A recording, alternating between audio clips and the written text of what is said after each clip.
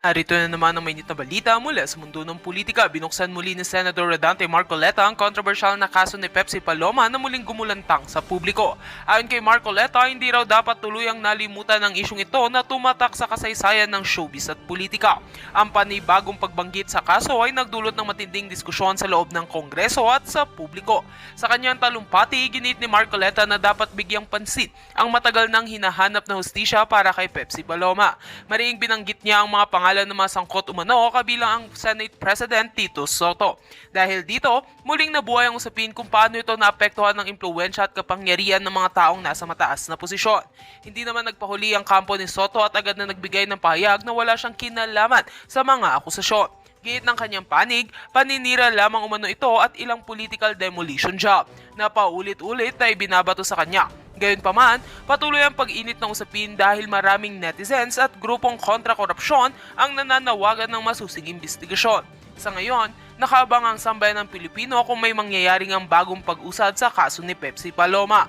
Tanong ng marami, makakamit na ba sa wakas ang hustisya matapos ang ilang dekadang pananahimik o mananatili itong isa na lamang sa mga misteryo at iskandalo na hindi nabigyan ng linaw? Abangan ang susunod na hakbang at desisyon mula sa Kongreso at mga otoridad.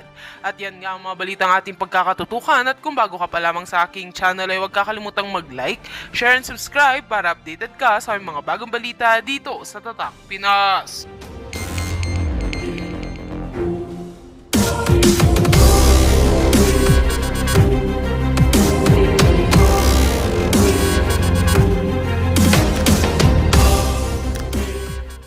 Ang katungkulan, kayo ang tumingin sa pangangailangan ng bansa natin kung saan lahat ilalatag ang mga project ng makikinabang buong bansa. Bakit pamimiliin mo yung politiko? Di ba? Pagkatapos, halimbawa, yung ibinulgar ni Representative Toby Chanco. Pag tiningnan mo yung resibo, magsasawa ka ng kakikita, puro saldi ko, 13.8 billion pesos. Babalitaan ko muna kayo. Latest kay Congressman Saldico. Yan. Kasi di ba nagpalit na ng speaker? Okay. Ang palagi ko, ito yung isa sa pinakauna niyang hakbang, si Speaker Faustino D. OG. Ang isa sa una niyang hakbang bilang bagong speaker, naglabas po siya ng pagbawi sa travel clearance ni Ako Bicol Representative Saldico. At siya po ay inaatasan na bumalik na sa bansa sa loob ng 10 araw. Ang travel clearance ni Saldico, ang nag-approve pa ay si dating Speaker Martin Romualdez. At sinasabi na itong siko ay pumunta ng Amerika at nagpagamot. Pero sa ngayon ay yung petsa nung anong petsa niyan? Ganyan na yan, di ba? Yung kanyang revocation. Ayan, September 8 kahapon. So 10 days mula kahapon, dapat 28. nasa Pilipinas na si Saldico. Dahil marami nga daw po itong dapat nasagutin. Pero batay ho sa mga kumakalat ngayong Anong impormasyon. date niyan? Kahapon? Kahapon po. Opo. September 18 yan po. 19 ba ngayon? 19 po ngayon. 18 Sa mga tweet, September. ginawa ni Senate President Soto yung usapan namin. Habang kumakain kasi kami, Aha. pwede mo naman kakong tawagin yung bagong speaker Opo. na sabihin mo na pauwiin ni si Saldi. Aha. Kasi pinag-uusapan namin yung mungkahi ko kasi na direksyon ng pag-iimbestiga.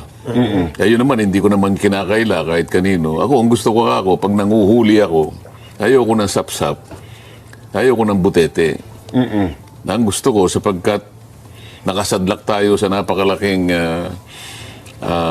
problema ng korupsyon na ngayon ay nabuyang-yang talaga. Kailangan yung mismong sistema ang ating targetin. Ngayon, para ngayon ay magawa mo yan, kinakailangan malalaking isda, mahuli natin. Pumayag naman yung narinig naman ninyo. Sabi ko, kahit na 1 milyong sapsap ang mahuli mo, Opo.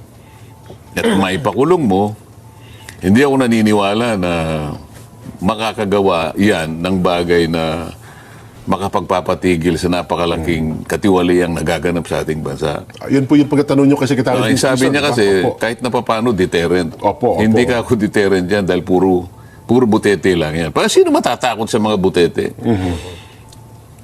So, pumayag din siya. Tama po naman na kailangang malaki. Oho.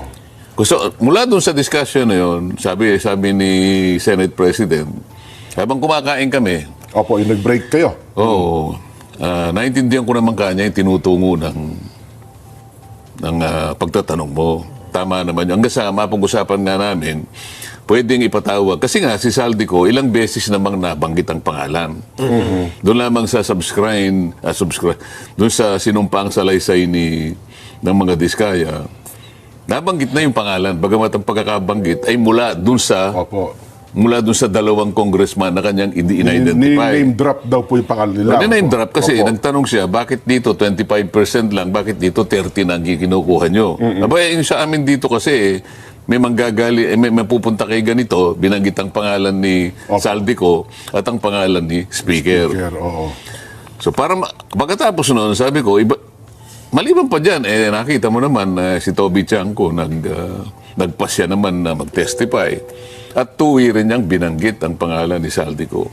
Hindi lang binanggit, pinakita niya yung napakahabang listahan. Kasi palaging gusto pinag-uusapan, resibo, di ba? I would highly recommend monday.com because it can streamline your operations. Entech Philippines is an environment. 2 probinsya lang. Pag sinuma mo yung mga insertions, 13.8 billion pesos. Ang pangalan ni Saldico ang nakabuyang-yang doon. Ngayon, ibig ko sabihin, sino ba tinutugis natin dito? Butete? Pauwiin mo. Doon nagsimula yung usapan. So, kahapon ay 18, ganyan gagawin ko. Baka tinawagan. Pwede. Halimbawa, pag ayaw niyang bumalik, di kansilahin yung passport. Parang yung ginawa ninyo. Para kay Arnie Tevez. Parang nangyari kay Arnie Tevez. Ganun ang gusto ko na direksyon sana. Pero bagay mukhang nanawagan din si Majority Leader Sandro Marcos, di ba kahapon? Yun din ang kanya naging panawagan na mapauwi nga si Kong Saldi. Lumilitaw naman sa mga impormasyon na natatanggap natin na nandito na sa Pilipinas. Si Saldico. Maganda. Para sa ganun, masabi na agad para maimbita ka agad. Sa Pilipinas, baka ibang ko yan. Marami kasi. Atoy ko. Hindi, may nakakita daw na nakahood dyan, dumating nung Sabado, dyan sa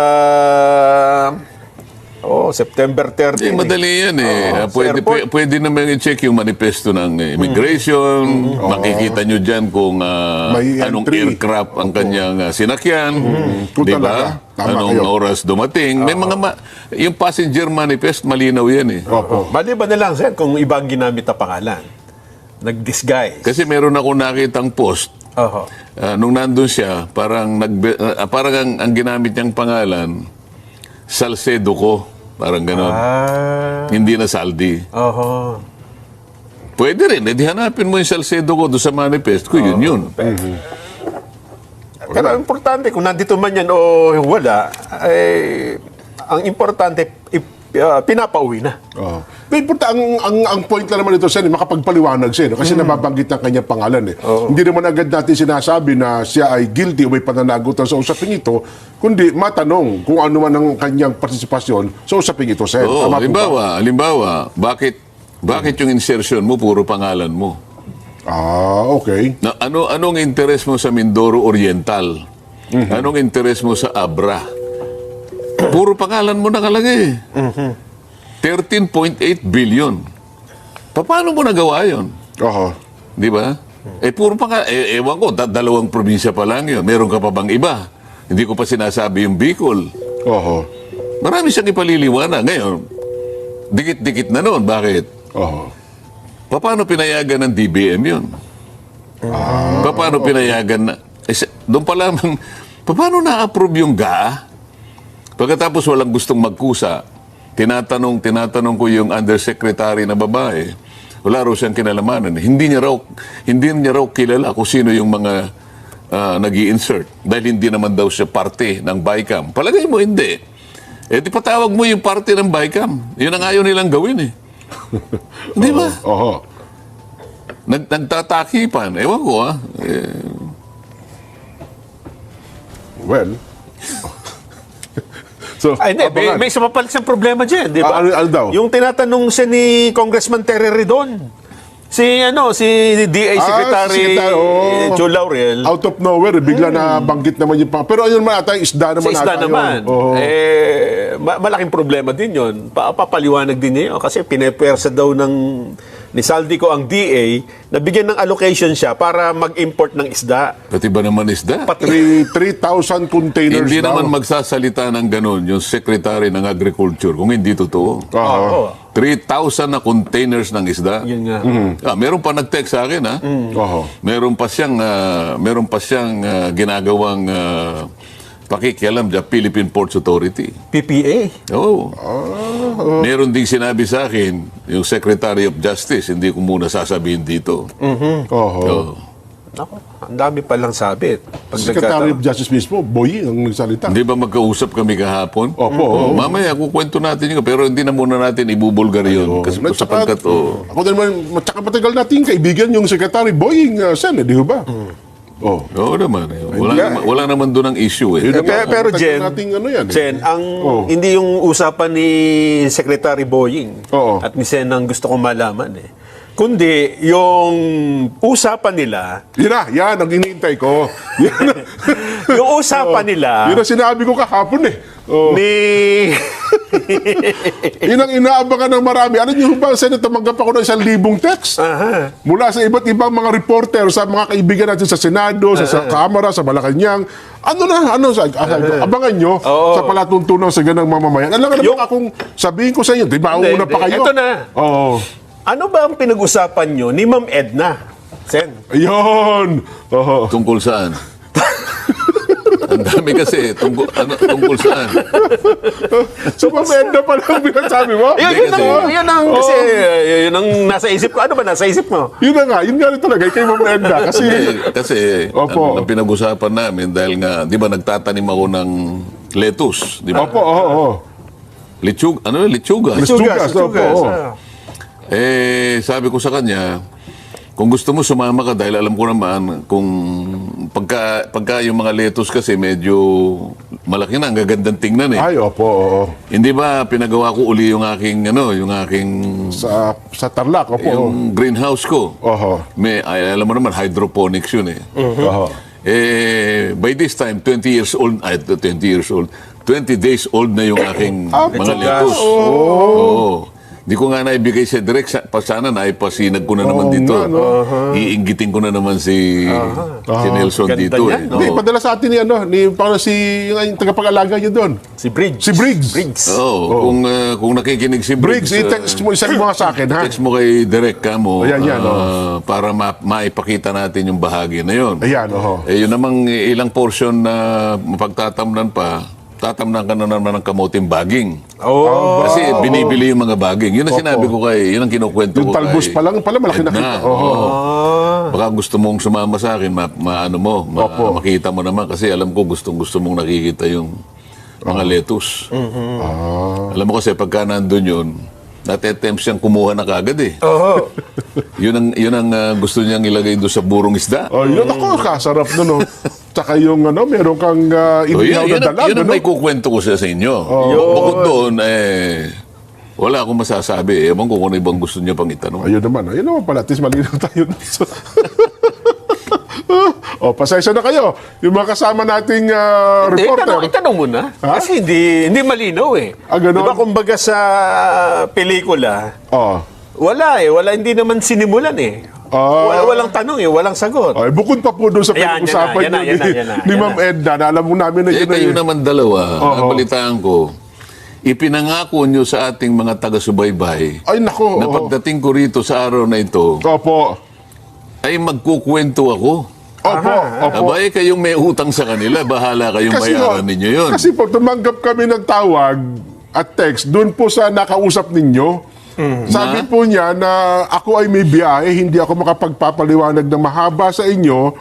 Ibinilin ko ngayon kay Sen Dante, siya na ang magpaliwanag sa palatuntunang saganang mamamayan. Sinabi pa po Oo. nanonood siya. Ipaliwanag niya sa saganang mamamayan para detalyado ang aming napag-usapan. Halos isang Sabi oras niya. Opo. Oh, pero pinutol ninyo. Meron siyang sinabi, kung gusto mo kanyang ikwento. Yan ang sinabi niya. Kung ayaw ko, ano magagawa ninyo? Ayun, yun lang po. Sayang. Ay, nako. Sabi Diba? ng mga nanonood sa atin, ano ba? Sasabihin niyo, di baka naman po pwede yung mga patikim lang na pwede namang on air. Lagyan mo muna on the record. yung hindi Opo. naintindihan yung pinag-uusapan natin. Ang atin pong binabanggit, Para diretso. bukod Kasi po doon sa napag-usapan nyo sa lettuce, tungkol po yung Ma'am Edna, meron pa pong isang mahalagang tao na pumisita mismo Makita natin. sa inyo pong opisina at nagpa-picture pa po. Sino ba yan? Tingnan Ang natin. amin pong tinutukoy Asan? ang Vice President BP Inday Sarap. Pakita nyo nga yung larawan, direct. Kahapon ba yan? O other day? Hindi, kahapon to. Tama. Oo. Yung larawan, direct. Baka sabihin buffering daw. Baka next year daw po may palabas. Yan ang problema ni Direk. Yan ang problema. Kaya sabi ko, nasisipayo si Direk eh. Kaya pala salita mo kanina. Nasisipayo. Nasisipayo. Nasisipayo. Ayan! Ayun, kita nyo. Picture to eh. Sabi ko sa inyo. Hindi nyo ba titingnan yung background ng opisina ko? Maganda. Hindi, official seal, background po. Sana yung buong para nakita nyo. Oo, Yung, may picture dyan sa likod eh. Kita namin yan, Sen. Oho. May chest ba tayo dyan? hindi, nakita mo yung sa likuran mismo namin, nakikita mo si Genghis Khan na yun. Si Genghis Khan ba yan? Oho. Pero parang gawa, metal ba yun? o? Metal yan. Metal. Oo. Aba. Diyan ba pumunta si WJ? Hindi alam ni WJ yan. Bagong gawa yan eh. Kaya akala ko dyan, yun nung, di ba, kinikwento sa amin, ipapagawa niyo yung opisina niyo. Akala ko yung Hindi kasi WJ. beer kasi yan, wala namang naging opisina Design dati mo yan. talaga. Ngayon, dahil sa wala naman beer, hindi kami na yung Nag-ayos. so, Opo. Pero ang isang bagay yun, meron bang tayong chessboard dyan, Sam? Oo, para meron makagalaw. nakatago dyan sa may likuran ng mga Ayun, labi. importante. Tama-tama. Nelson, minsan tayo Kaya alam mo na. lang, di ka naman makapaglaro. Una, wala naman akong kalaban. PC. Ay, di ka. Pangalawa, sa dami ng gagawin ko. ginawa ko na lang Si dekorasyon. Sen, si Lito Lapid, magaling sa chess yan. Ay, hindi marunong sa chess dito lapid. Puro kabayo lang alam nun. Sumakay ng kabayo. Ay, nako. Iniiba natin usapan eh. Oo. Anong kwento sa likod ng larawan na yon? Opo. Yun? Kinuwento ko sa kanya yung lettuce. Ganun po. Oo, Na-share din nyo. Tuwan-tuwa siya. Oo. Pinakita ko sa kanya kasi hawak ko yung cellphone ko. Opo. Di ba? Ganun lang. So, plano din po nila magpatanim ng maraming leto sa Davao. Kaya, halimbawa, sa iba't ibang... Meron din silang tanim kasi maganda yung kanila. Hindi na hydroponics kasi yung klima maganda eh. Opo, Dito sa atin, kailangan hydroponics. Kasi Kailangan tubig. meron kang greenhouse. Opo. Dahil mainit tayo eh. Tama po, tama. Hindi siya mabubuhay, mamamatay sa kagad. Hindi siya lalaki ng ganun. Dapat controlled temperature, di ba? Oo. Hindi, tsaka nila po, ang alam ko, marami rin kakao, di ba? Yung tsokolate. Isang oras din eh. Aba, isipin mo kung paano ipapaliwanag yung hydroponics. Meron pa akong wind pump. At pinakita ko sa kanya yung irrigation ko na solar. Opo. Kailangan ma-describe mo mabuti yun. Nagbiyahe pa ang Vice President. May flights ang importante. Dumaan siya para lang pag-usapan ng lettuce. Boarding na raw po siya. Ibig mo sabihin, backbone ng ating ekonomiya, agriculture, kaya interesado siya doon. I move to cite in contempt for lying.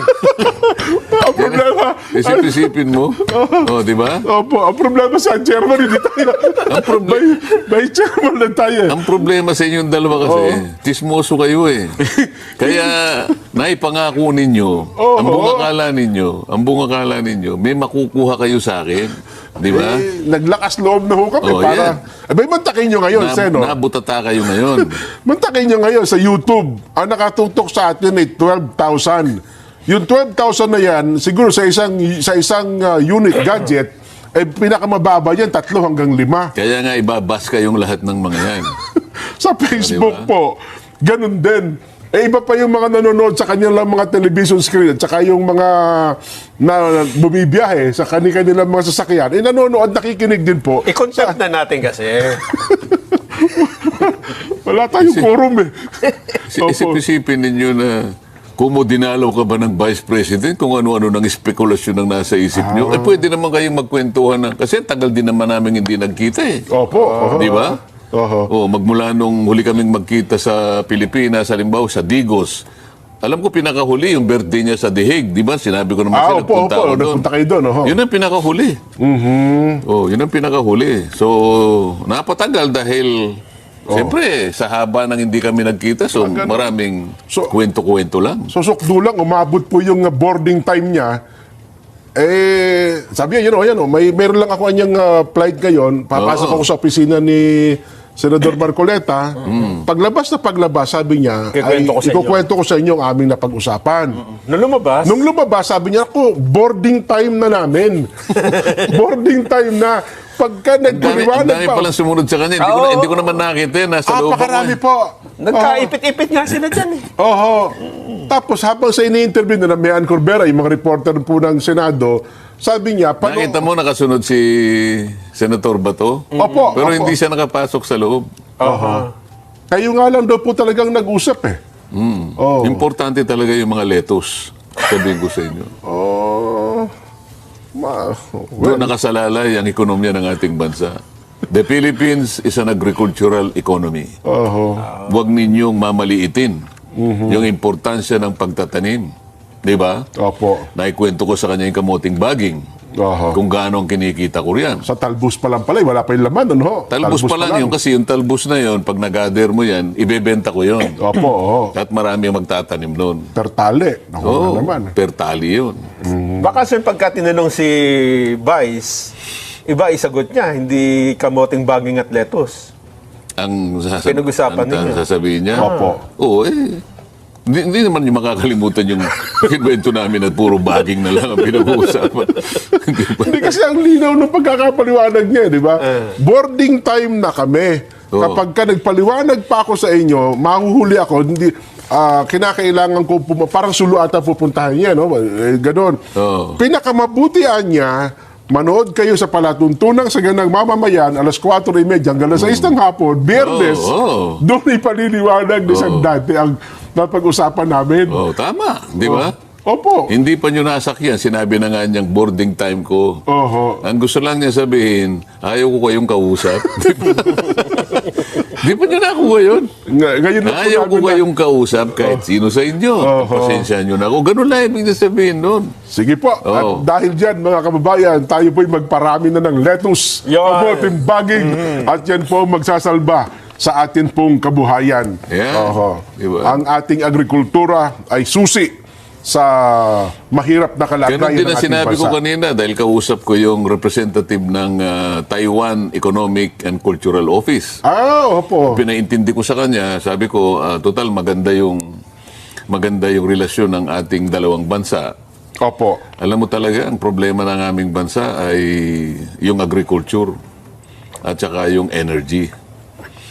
Dito sana itong dalawang area na ito ang dito mo matulungan ang aming bansa. Naipaliwanag niya na isa sa program nila, every year sabi niya merong 50 na young farmers ang tinetrain namin sa Taiwan. Taiwan, oo. Alam namin yun, sabi ko. Pero kaya ang gusto ko, yung sistema ng agriculture ang mabigyan muna ng pansin. Kahit gaano pa ang training na ibibigay natin, pagbalik nila, yung kalunos-lunos na kalagayan ng aming agricultural system, yung pa rin ang makikita niya eh. So yung napag-aralan niya, hindi may-apply dito eh. Okay. Pero kung halimbawa from subsistence farming, alam niya, naintindihan yung subsistence. Subsistence farming? Opo. Subsistence farming, ang ibig sabihin nun, tayo yung nagsasaka Oo. para sa ikabubuhay lang ng pamilya natin. Kinakailangan magsaka ka, hindi lang sa pambuhay mo sa pamilya, kundi makatulong ka sa ekonomiya ng bansa mo, makapag-export ang bansa mo. Paano mag-export? Sa ilang kulang na eh. Yun ang subsistence farming. Opo. So, anong magiging Anong magiging katuturan ng tinrain mo siya? Tinrain mo siya sa isang makabagong farming. Alam mo pagkakaiba? Mayaman ang kanilang mga farmers. Yun ang makikita ng mga batang Pilipino. Pagbalik nila, yung kalunuls-nunuls na kalagayan pa rin ng pagsasaka makikita nila. Masisipayo na naman sila. Naintindihan ko, sabi niya. So, dapat ganito ang gawin, ganito, ganyan. Meron silang mga sa atin, cooperative ang ibig sabihin. Pagtapos yung energy, ganito ang gawin natin. So, alam mo, kahit na wala kami session, ako, nakikipag-usap ako sa mga ambassador, sa mga representatives ng iba't ibang bansa. Ipakilala natin kung saan tayo mahina, magpatulong tayo. Ang Taiwan po ba'y mayabong din sa agrikultura? Kasi, di ba, ang Taiwan, ang alam natin, more on technology, di ba? Yung mga chips, pabrika. Maganda yung kanilang agriculture. Ba? At saka sila, como maliit ang bansa nila, lahat ng mapagtatamnan. Talaga minamaximize mo nila. Makakita ka doon yung building, yung bubungan niya, may tanim. May tanim, may parang Singapore din pala, no? Gaano lang kaliit ang land area ng Taiwan, sa aking palagay, 10% lang ng land area natin. Di parang Metro Manila lang po halos. Hindi naman, malaki ng kontiro. Kasi tayo, 300,000 square kilometers. Sila siguro mga 30. Kaya 10% lang. Kaya talaga makita mo kung gaano kamahal ang lupa sa kanila. Halos buong Visayas, yung isla ng Bisaya. Siguro, ganyan. So at least maghapon, pwede mo palang ikutin yung Taiwan, ano? Kung gano'n lang. Hindi naman. Wala ka nang ginawa kung di umikot siguro para maano. Hindi, kaya ko lang naisip, wala ba kayong planong puntahan man lang natin? Kasi at least di ba? Palagay mo Nelson. Pagpunta ko, kasi sabi niya Iniimbitahan tayo, baka siguro. Pinakamaganda ka niya, end of October, pumunta ka ron. Ayun, Nandun pa ba ako yung Grand Hotel? Opo. Sabi niya, it's a very, very old Hotel. hotel. Why did you choose that hotel? Sabi niya. No, I'm not choosing that hotel. It's very memorable to me. Why? Sabi niya. It was my first time in Taiwan when I was billeted in that hotel. It was a newly built hotel. That was about 38 years ago. I was only 12 years old when I get there. I'm sorry. Ayun. Di ba? Pinakamaganda saan, balikan natin at nang sa ganda ni mapuntahan din namin yung Taiwan. Para makita mo naman yung park na nandun si Dr. Sun Yat-sen. Yung mga ganyan. Isa po yan. Tsaka makita natin yung talagang yaman. Wala naman kayong visa Hindi, kilala ho namin si Cheloy Garapil. Kilala mo? Kilala natin yan. Mabibigyan tayo ng visa, papasok ho doon. Importante na naman, kasi siya ang chairman ng Mekong. May isa ba sa Taiwan? Parang visa free ata ang Taiwan sin Hindi, merong Meron ba doon? Meron ata. Pinakamabuti Hindi naman kasi ASEAN Ang libre tayo, ASEAN lang, di ba? Sige. Anyway, baka sabi ng ating mga kababayan Kung ano na pinag-uusapan. Dito tayo sa Sige, ito na. Dito tayo sa flood control. Pinasarap lang natin, pinaparelax lang natin ang damdamin ng ating mga kababayan. Wala na tayong oras, Simula pa lang tayo. Alas 5 pa lang tayo, Sen. Dalawang pala dyan, Sen? Dalawang witness, dalawang in contempt ang lumabas ngayong araw na ito ng Senado, Jen. Paano yung sabihin lumabas? Napalabas? Hindi, yung isa lumabas, yung isa ay lumabas din. Pinayagan lumabas. Okay. Yung isang una ay si Curly Discaya, nagpunta sa DOJ at nakipag-usap. Interview ata ito kay Secretary Remulla. Yung isa naman, Bryce Hernandez, pinayagan pala siya ng pamunuan ng Senado na mangalap. Di ba may sinasabi siya na kung payagan siya ng ebidensya. Pinayagan siya kumuha ng kung ano man yung gusto niyang kunin at iniharap din pala siya sa ICI. At doon ay isinurrender niya ang kanyang mga luxury cars sa Independent Commission for Infrastructure as a sign of good faith daw po. Ayan. Ang sabi ng ICI sa kanilang statement, from the very start, Mr. Hernandez answered all questions freely and voluntarily without evasion and showed full cooperation. Ayun, oho. Unahin muna natin yung mag-asawa na pala itong humarap. So silang dalawa no? Sa mismong, ito ba yung bahagi na napag-usapan nyo with Secretary Boying Rimulya kahapon sa Senado? Bigyan natin ng konteksto ito. Sige po, oho. Nung ako pa ang chairman ng Blue Ribbon Committee, if-inload ko yung idea na para sa ganun, ay madali tayo at matulungan nyo yung Estado, particular ang Blue Ribbon Committee, na ma-resolve natin ito kaagad, makapagpalabas tayo ng talagang mga mastermind dito. Ipinload ko yung idea ng Witness Protection Program. Yun naman kasi ay nandun sa batas na sinasabi sa lahat ng pagdinig ng Vivo V60 is pro in every way. That's right. It's water resistant. Just play as you like. And it can eject water with just one tap.